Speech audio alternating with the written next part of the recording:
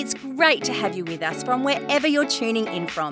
For more information about Elevate Church or to contact us, head to our website elevatechurch.me and take us wherever you go by downloading our Elevate Church AU app. We hope this message inspires and helps you to take your next steps in your journey.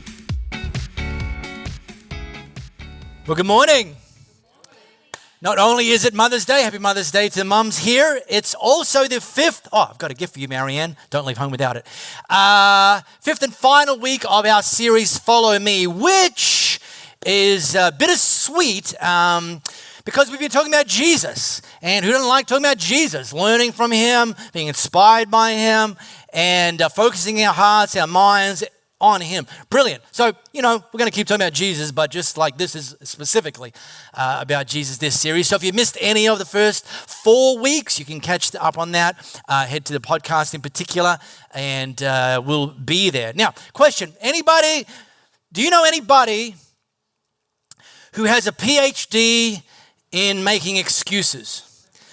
Anyone thinking of their kids right now? Yep. All right. Yeah, I know you are.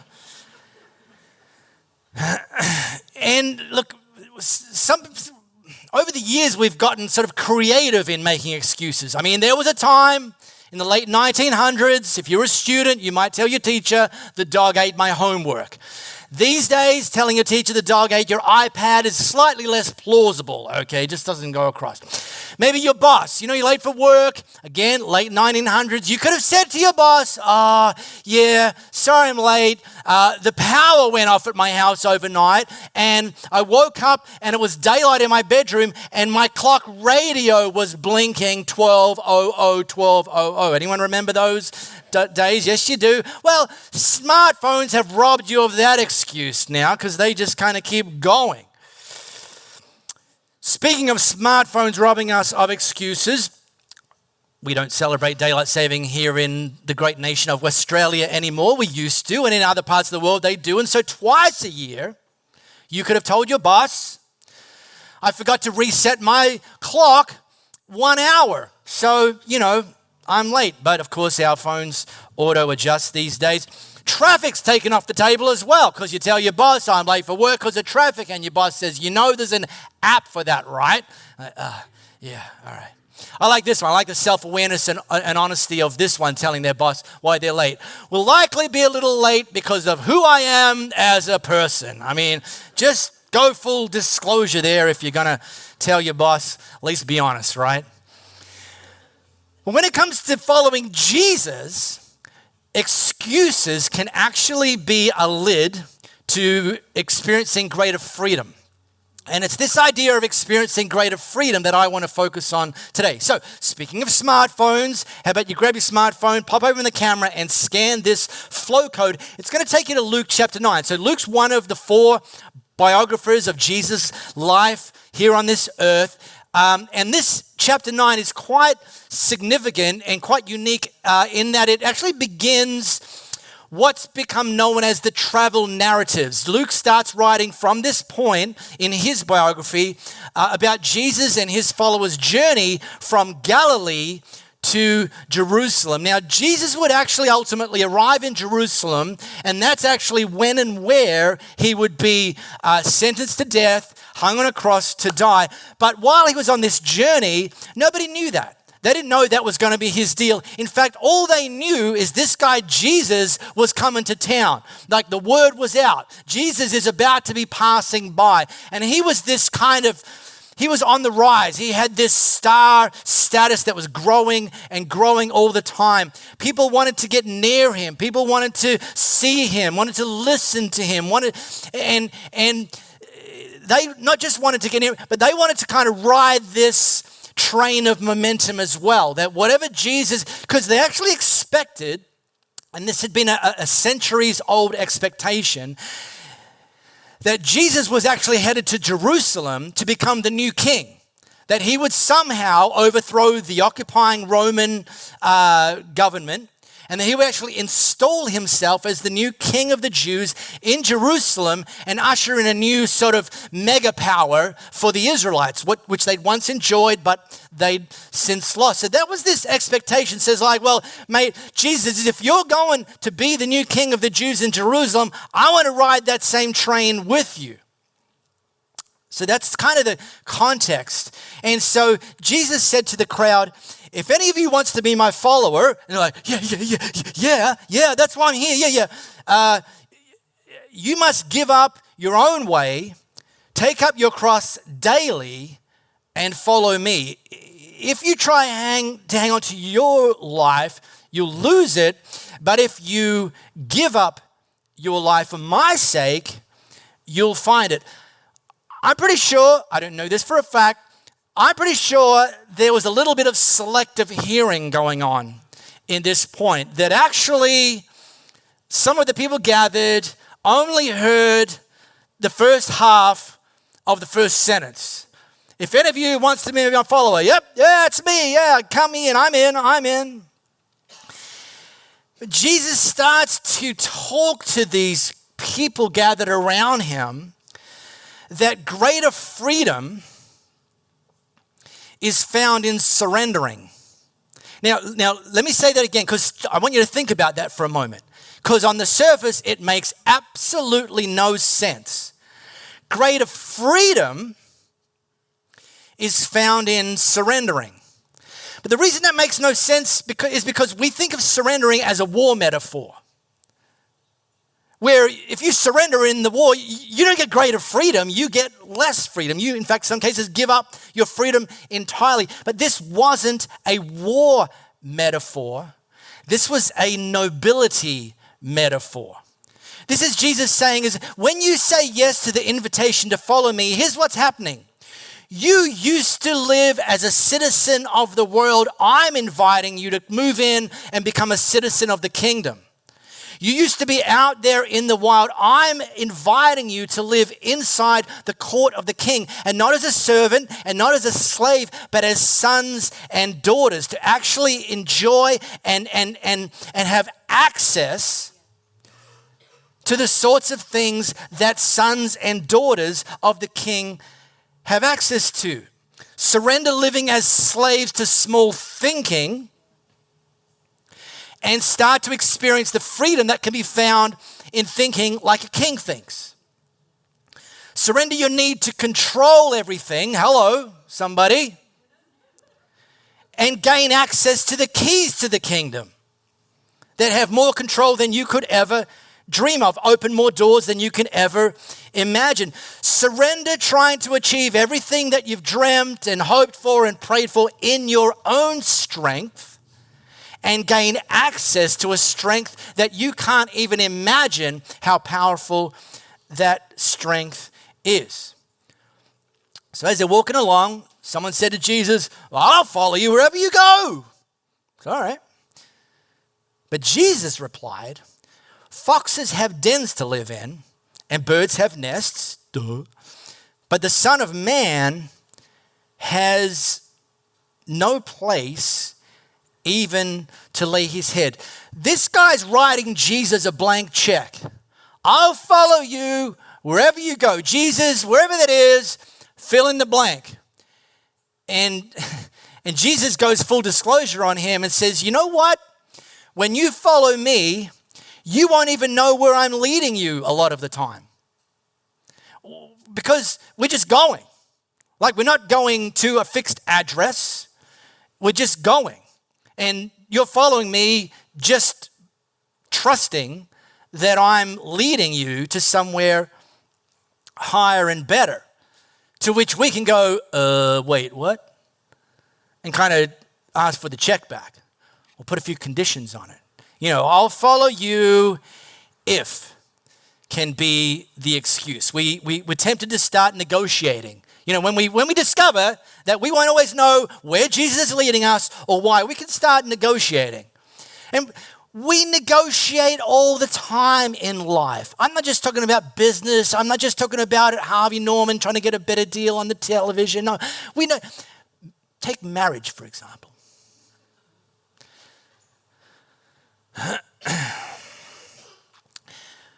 Some people say marriage should be 50-50. That's rubbish. Marriage should be 100-100. Like both bring everything you got. Okay, that's the spirit of marriage. However, the logistics of marriage can be approached with some sort of 50-50 expectation. I mean, take division of labor. I'm sure many of you that are married here, many of you have a very, very, very clearly defined and very equal 50-50 division of labor in your marriage. I'm sure you do, because most people do. Of course they do. What about wardrobe storage? Because this is how it goes, at least in my experience. You get married, you move into the house together, and the husband naively assumes that half of the wardrobe space belongs to him. So he puts his stuff in, his 2 pairs of jeans, his 1 shirt, and 1 jacket, and, great. What he soon discovers is that his share of the real estate in the wardrobe decreases by a minimum of 10% per annum, to the day where he even wonders if there's room to slide in a shirt. We solved this with our new extension by installing his and her separate wardrobes, which thankfully, so far, it's only been 2 years, have yet to become hers and hers wardrobes. So, all right, I'm standing my ground here, people. But having said that, that's a win. There is the issue of towel racks in our master ensuite. So, okay, we designed with an architect this extension, great, and you get to choose everything. Like, work with an architect, you get to choose everything. And so one of the strokes of genius that I thought I had landed on was the towel rack situation. Like, 2's not going to be enough, and 5 is just ridiculous. So I went with 3. And the thinking behind 3 towel racks is 1 towel rack for Marco, 1 towel rack for Louis, and 1 towel rack for the bath mat. Great. Finish it, hang it over, air it out, dry for the next person. Beautiful. 2 weeks later, I go in to take a shower and I notice 1 towel rack for Marco, 1 towel rack for Louis' first towel, and 1 towel rack for Louis' second towel. And from that day forward, finding the bath mat is it's like an Easter egg hunt every single morning. 2 weeks ago. So now we're like, the division of real estate on our towel racks is 33, 66, and then 1% to the bath mat.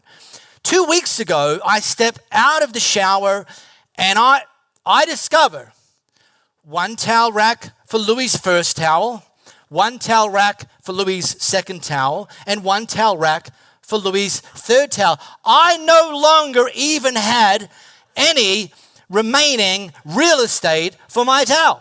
Not good. So we had to re-enter a period of negotiation. But it's tempting to try to negotiate things with God when we think we know better or deserve better, or when we're not even sure if he's going to come through. Like this one.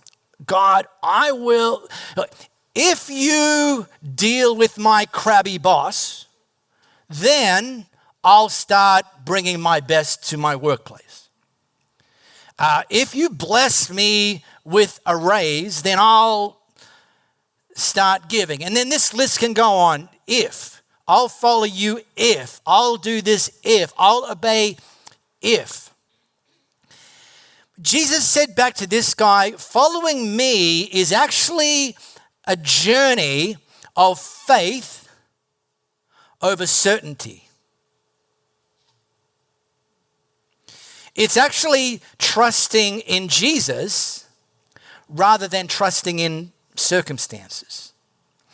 And in fact, someone's growth trajectory, and I'd put this out as an aspirational goal for every single one of us, that our commitment to following Jesus isn't a commitment to I'll follow you if, but rather a next level commitment. I'll follow you even if.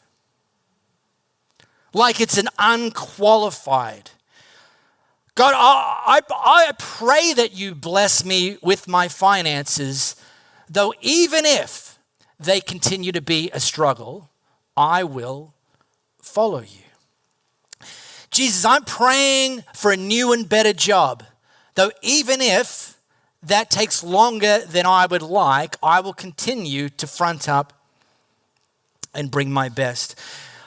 I'm praying for greater understanding of my current circumstances, though even if I don't get full clarity, I'll continue to trust you and follow you. And when you get to that place, I'll follow you even if you recognize that you're now living a life surrendered, not sitting at the table negotiating. And it's surrendered to better and to higher and to greater freedom. And this is my pro tip. Don't come to Jesus with your list. Come to Jesus with your heart.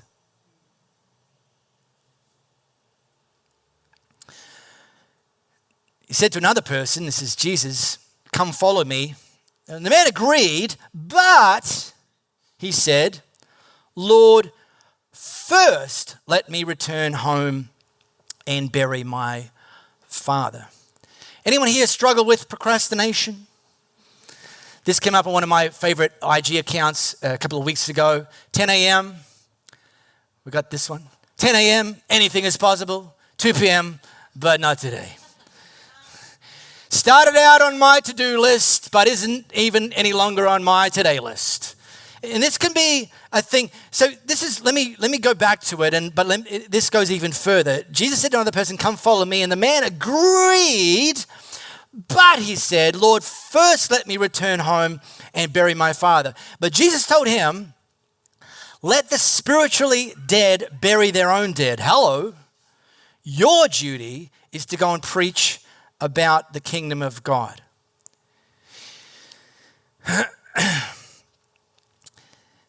I'm going to just unpack this I'm going to unpack this. Before I do, just let me highlight one thing.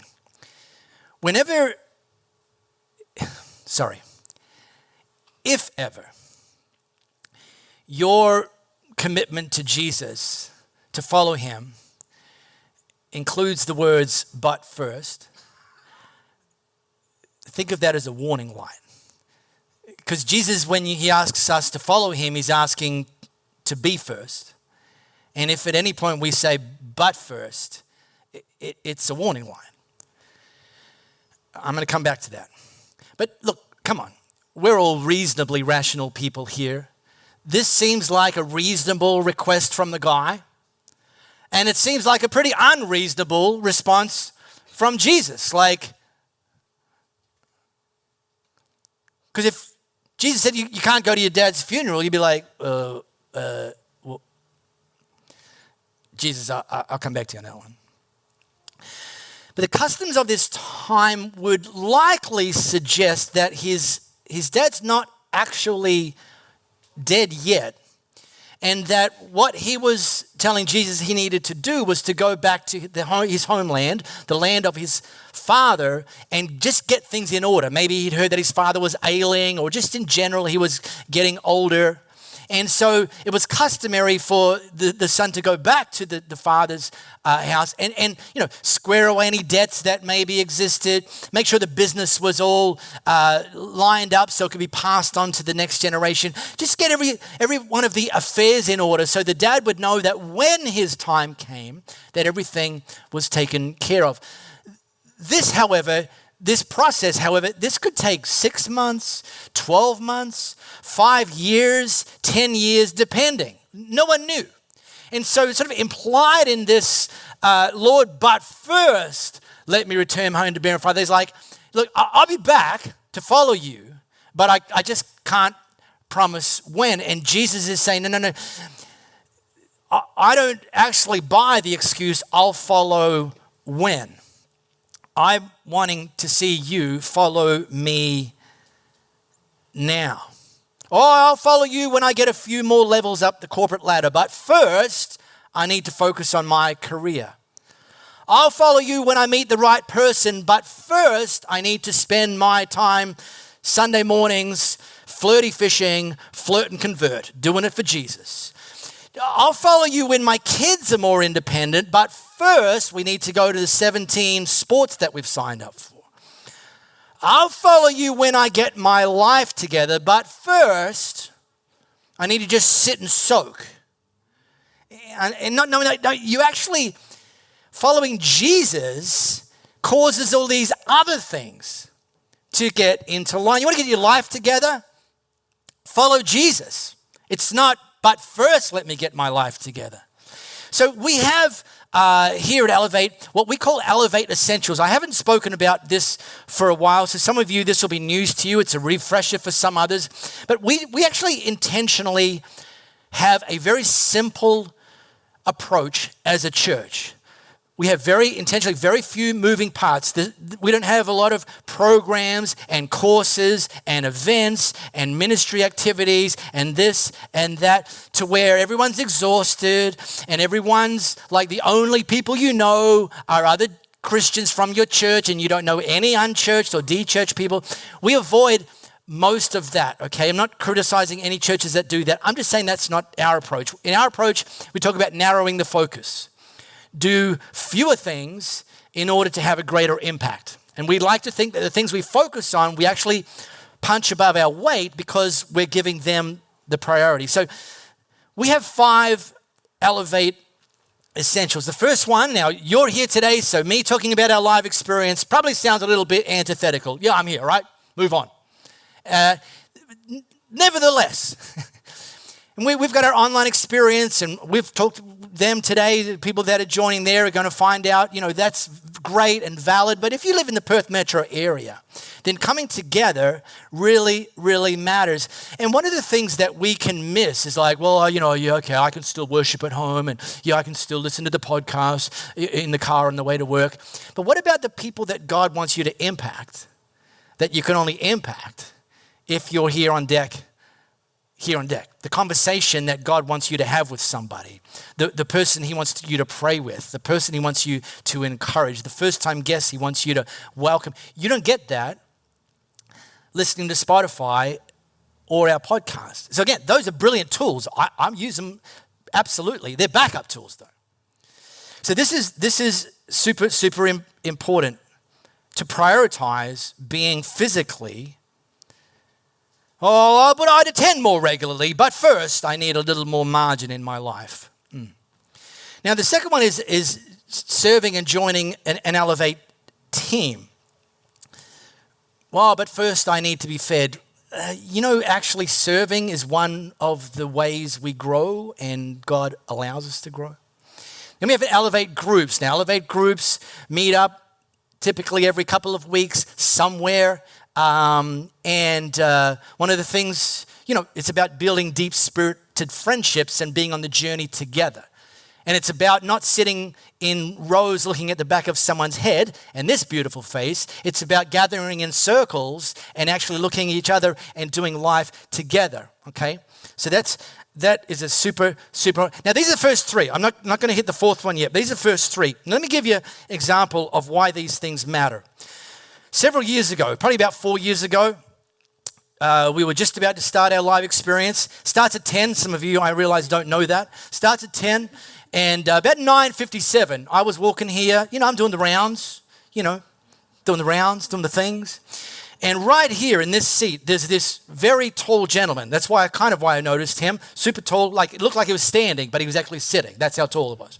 So he's there, and I'd never seen him before. So, I'm here most every Sunday. I kind of know who's here for the first time. So I'm like, hi, how you doing? I'm Mark. Who are you? First time? Oh, great. So I say, just tell me your story. Like it's 9:57. I said, just give me the condensed version. We're on the clock. And he says, my name's such and such, and I'm here because the person that leads the church that I've been part of recommended I come to Elevate. And I'm like, oh, did you move from interstate or intercountry? No, just like a few suburbs away. And I'm like, this is, okay, keep talking. He says, yeah, my wife and I have just separated, and we were part of the same church together. It was like a we church, and then that because we're separated, that wasn't going to work out. And so the leader of the church, she knows you, and so she knew that Elevate would be a great church for me, and so she recommended that I come here. And I'm like, wow, okay. I said, so like, is there a possibility for you to get back with your wife? Like, is that? And he says, no, it's a done deal. He says, I'm an alcoholic. She's given me 2 like second chances, and this was the 3rd one, and it's 3 strikes and you're out. So it's game over. Okay. So I'm sorry to hear that, but I'm glad you're here, and I still trust and believe God's going to have great things for you in your life, and welcome. Like, so 10 o'clock. And this particular gentleman, for the next year and change, essentially didn't miss a single Sunday, and he was here at 9:57 in this same seat for over a year. He joined one of our Elevate groups, and he was there every time they met, every 2 weeks, and they encouraged him and prayed for him and got around him.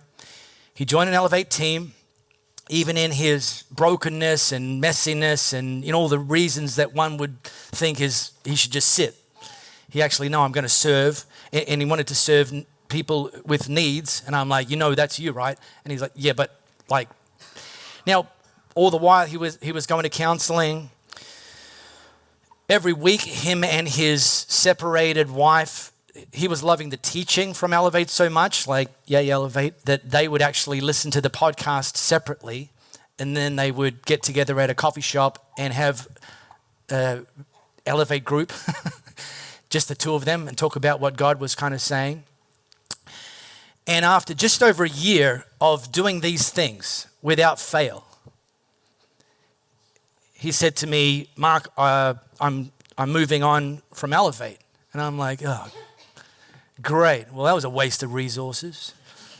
We want our coffee back. And he said, yeah, my wife and I are getting back together, and I'm moving back to the church that I came from, and God's restored our marriage, and I've given up the booze, and he was unemployed. He got 2 new jobs. And I'm like,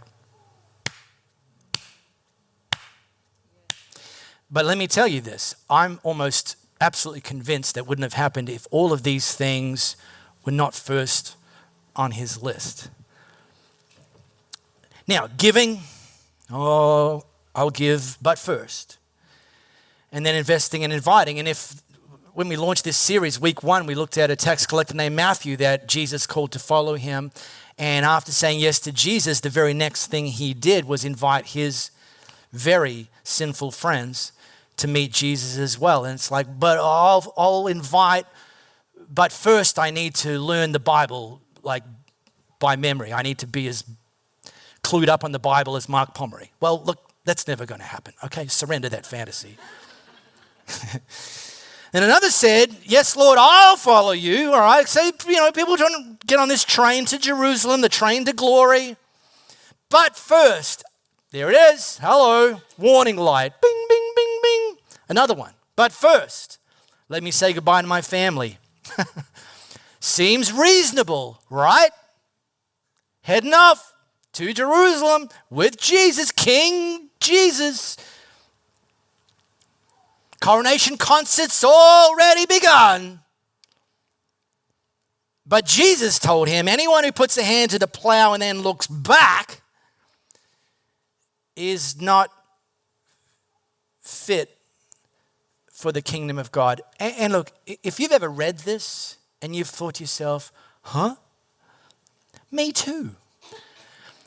And I'm not certain that Jesus wasn't saying, kiss mum and dad goodbye, but rather that there's this particular individual who had a tendency to look backwards. Oh, remember the good old days?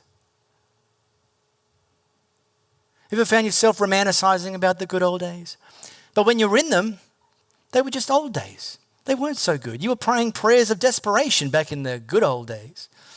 See, if we allow ourselves to keep looking back, there's a temptation to start going back. And yet Jesus is moving forward. So inherent to the invitation, come follow me, is forward movement, not spending life looking through the romantic rear view mirror. I'll follow, but back there. We talk a lot about de-churched people here at Elevate.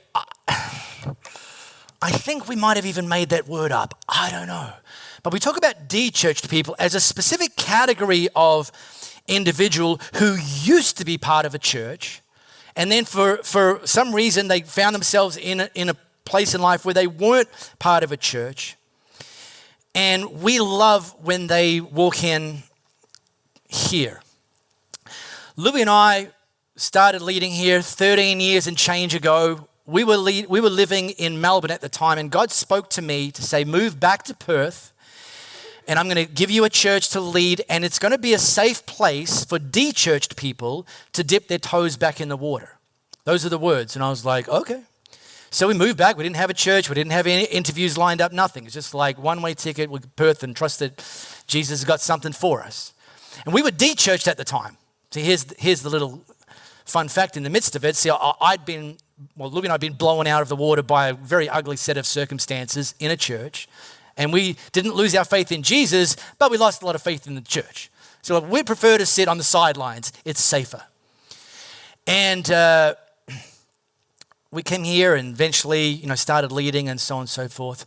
And some of you, by the way, I know have been de-churched, and you were de-churched because you got blown out of the water by your own set of circumstances, and you dipped your toes back in the water. And, anyone can stand there telling you it's nice once you're in, but you don't believe that. You need to find out for yourself. And you're like, oh, actually. And see, we're never going to judge you if you tell us your story is that you were de-churched at once in your circumstance, because we were too. We get it. It happens. But here's the thing. When I meet a de-churched person, I ask the same question that I asked old mate over there. Tell me your story. And sometimes, if they say I'm de-churched, they don't use the words. It's a fancy word, but, I was part of a church. And then they might tell me a blown out of the water story. And I'll be like, yeah, all right. And we have a scar measuring competition. I mostly win that. Anyway. But here's what I found. Actually, a large percentage of the de-churched people that I meet and hear their story actually weren't blown out of the water. They just kind of waded casually out of the pool from the direction that they came in. They kind of started looking backwards, and then it became moving backwards. Yeah, I started hanging out with some of my old scaly mates again, and before I knew it, I found myself doing some of the same dumb things I used to do. A few years have gone by, and I'm like, oh, here I am again, going back to church. And so this idea, if you're following Jesus, keep your eyes on him, but know this, he is going to lead you forward, not backwards. And so rather than kiss your mum and dad goodbye, how about you invite them to come as well, is the pro move. We really hope you got a lot out of this message. If you live in the Perth area, we'd love for you to join one of our live experiences. For times and directions, as well as information, head to our website, elevatechurch.me. For those of you beyond the Perth area, we'd love for you to connect with our online experience, which premieres every Sunday via YouTube and Facebook Live, and on demand immediately after. And to partner with us to reach more people by giving financially, head to our website, elevatechurch.me, and also download our Elevate Church AU app.